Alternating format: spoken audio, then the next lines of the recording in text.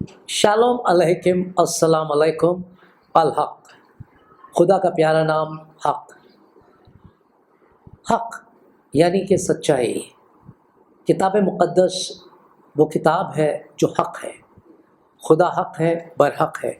और हम यहाँ पर मुताला कर रहे हैं किताब मुक़द्दस का और साथ में कुरान मजीद का।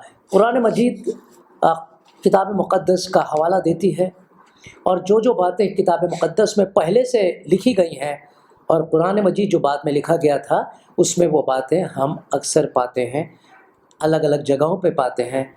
और किताब मुक़द्दस की बातें कुरान मजीद में भरी हुई हैं।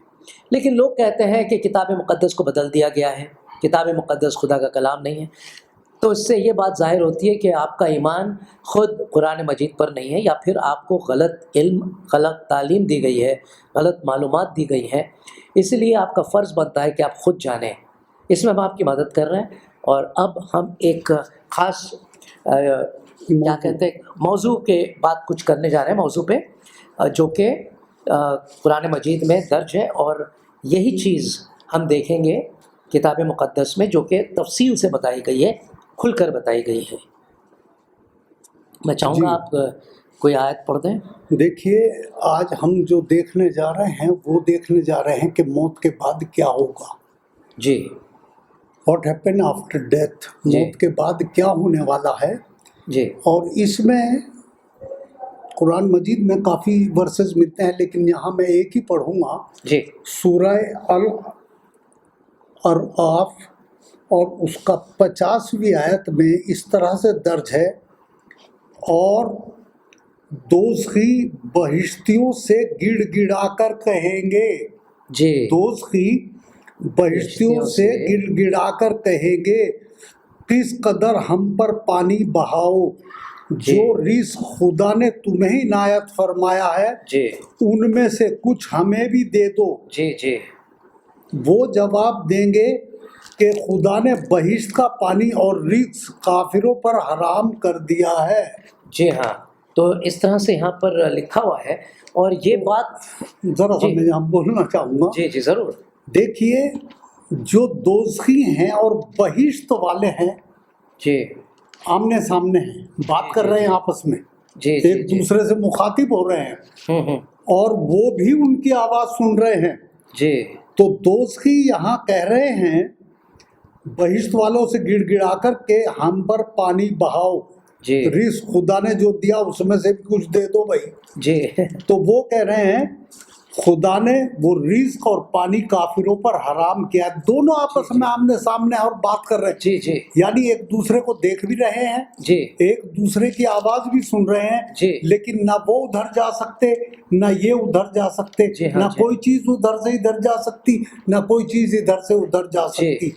यही तफसील खुदावंद यीशु मसीह में किताब मुक़द्दस में कही है, जो जी। आप पढ़ रहे हैं, पढ़ेंगे। जी, जी, जी, जी। तो मैं अभी पढ़ने जा रहा हूँ और बहुत इसमें तफसील से एक तमसील है जी। जो मसीह खुद सुनाते हैं अपने हवारियों को।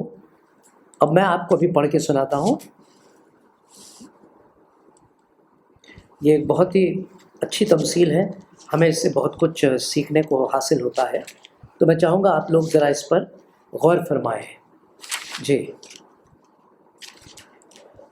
तब ये है लूका की इंजील 16वां बाब और 19वीं आयत से। एक दौलतमंद था, मसीह की तमसील सुनाते हैं, जो अर्गवानी और महीन कपड़े पहनता और हर रोज़ खुशी मनाता और शान और शौकत से रहता था। और लाजर नाम एक गरीब नासूरों से भरा हुआ उसके दरवाजे पर डाला गया था। उसे आरजू थी कि दौलतमंद की मेज से गिरे हुए टुकड़ों से अपना पेट भरे, बल्कि कुत्ते भी आकर उसके नासूर चाटते थे, जख्म चाटते। जी हाँ। और ऐसा हुआ कि वो गरीब मर गया और फरिश्तों ने उसे ले जाकर इब्राहिम की गोद में पहुंचा दिया, और दौलतमंद भी मुआ और दफन हुआ। उसने आलम अरवाह के दरमियान अजाब में मुब्तला होकर अपनी आंखें उठाईं और अब्राहम को दूर से देखा और उसकी गोद में लाजर को। तो यहाँ पर हम एक मनाजर देख रहे हैं जिसका जिक्र कुरान में है, और वही मंज़र हम यहाँ पर देखते हैं जो तमसील में मसीह बयान कर रहे हैं یعنی بہشت کا، اور ایک طرف جو ہے جہنم ہے۔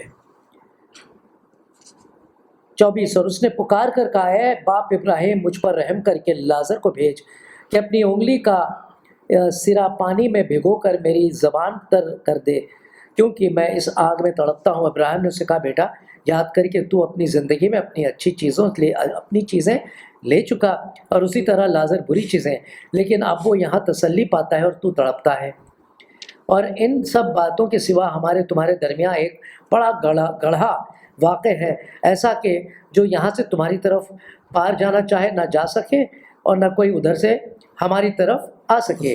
اس نے کہا پس اے باپ میں تیری منت کرتا ہوں کہ تو اسے میرے باپ کے گھر بھیج، کیونکہ میرے 5 بھائی ہیں، تاکہ وہ ان کے سامنے ان باتوں کی گواہی دے، ایسا نہ ہو کہ وہ بھی اس عذاب کی جگہ میں آئے۔ ابراہیم نے اس سے کہا ان کے پاس اور انبیاء تو ہیں، ان کی سنیں۔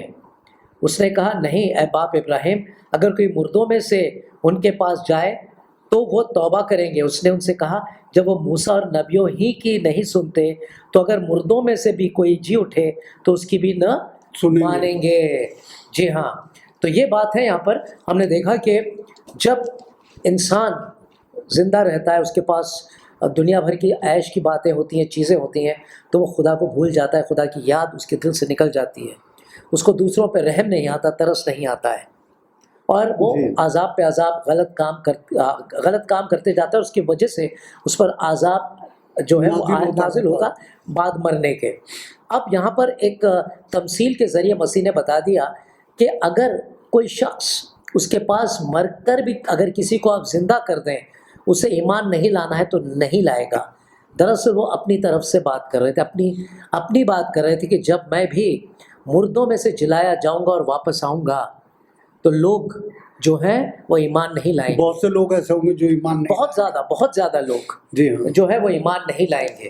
تو یہاں پر میں ایک دوسری واقعہ سناتا ہوں۔ جب مسیح مصلوب کیے گئے اور جب وہ صلیب پر تھے جی، تو وہاں پر 2 لوگ تھے جو ان کے دائیں اور بائیں تھے، اور انہوں نے ان کا مذاق اڑایا۔ تھوڑی دیر کے بعد ان میں سے ایک جو بہت برا مجرم تھا، بہت گنہگار انسان تھا، اس نے توبہ کی، اور اس کے بعد اس نے کیا کہا میں ذرا پڑھ کے سنا دیتا ہوں۔ لوکا کی انجیل کا 23واں باب، اور میں پڑھوں گا 19 سے 31 آیت۔ پھر جو بدکار صلیب پر لٹکائے گئے تھے ان میں سے ایک اسے یوں تانا دینے لگا کیا تو مسیح نہیں؟ تو اپنے آپ کو اور ہم کو بچا۔ لوگ مذاق بھی اڑاتے ہیں، حالانکہ وہ بھی کرب میں مبتلا تھے، لیکن اس وقت ان کو مذاق سوجا۔ مگر دوسرے نے اسے جھڑک کر جواب دیا کیا تو خدا سے بھی نہیں ڈرتا؟ حالانکہ اسی سزا میں گرفتار ہے، اور ہماری سزا تو واجبی ہے کیونکہ اپنے کاموں کا بدلہ پا رہے ہیں، لیکن اس نے کوئی بیجا کام نہیں کیا۔ پھر اس نے کہا اے یسوع جب تو اپنی بادشاہی میں آئے تو مجھے یاد کرنا۔ اس نے اس سے کہا، یعنی مسیح نے جواب میں اس سے کہا میں تجھ سے سچ سچ کہتا ہوں کہ آج ہی تو میرے ساتھ فردوس میں ہوگا، آج ہی تو میرے ساتھ فردوس میں ہوگا۔ تو عزیزوں، کتاب مقدس جو ہے اس میں کچھ خاص باتیں ہیں۔